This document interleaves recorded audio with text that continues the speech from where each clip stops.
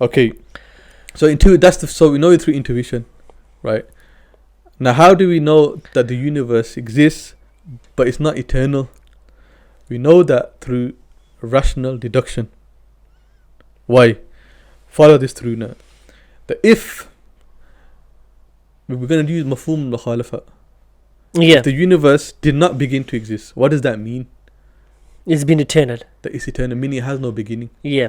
And if it has no beginning, that means that an actual infinite, again we're staying in the realm of mathematics and rationality, that an actual infinite has taken place, has occurred. And again, we're not talking about the potential infinite. Because we believe in a potential infinite. We believe in it because we say the Jannah, you could say the potential infinite. Meaning, because it's going towards it. One is an actual infinite happening, being complete. And one is moving towards infinity, which is always potential. But we would say you can never actually reach infinity. Do you understand? So, but with the past, if you say the universe always existed, you have to then, the lazim call of that, what does lazim call mean? What necessarily follows from that is that an actual infinite has taken place. Which is impossible. In other ways, you can say meaning an actual infinite number of moments or an actual infinite number of physical events. Yeah. Two things I mentioned. You have to either say that the actual infinite number of moments have taken place or an infinite number of physical events. Now, the question is, can you have an actual infinite? Okay, why can't you have an actual infinite? Two reasons. One is you can never add to an infinite because it's infinite by definition, it's complete. Yeah. So, I mean, someone says there's infinite amount of sweets in the bag. Watch, I add 2. I've just added to infinite. No. Why? Because what's infinity add 2?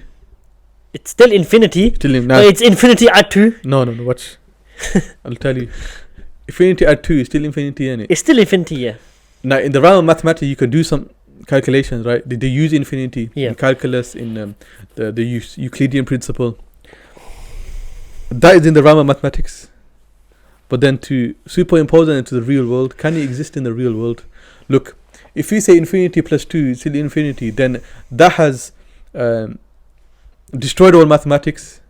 Because if addition didn't change the number, there's no longer addition then.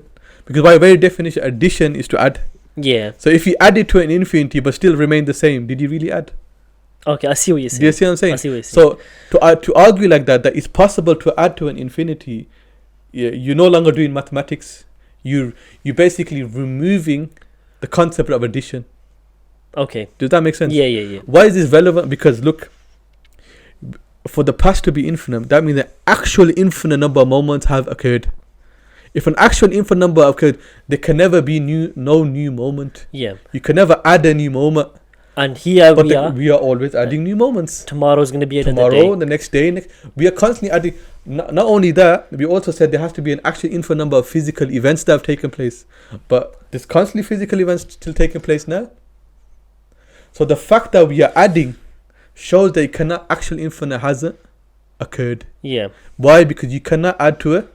Now this is purely mathematical, purely rational. You don't need empirical observation, meaning you just have to prove that an actual infinite cannot occur. Take place here. Why? Because you cannot add to it. And because we are constantly adding new moments, which is done through intuition. Because our experience, that we are experiencing a new moment, we are experiencing new physical events. This is intuitive, self-evident. Do you understand? Yeah, no, it makes sense. It makes sense. So that's one.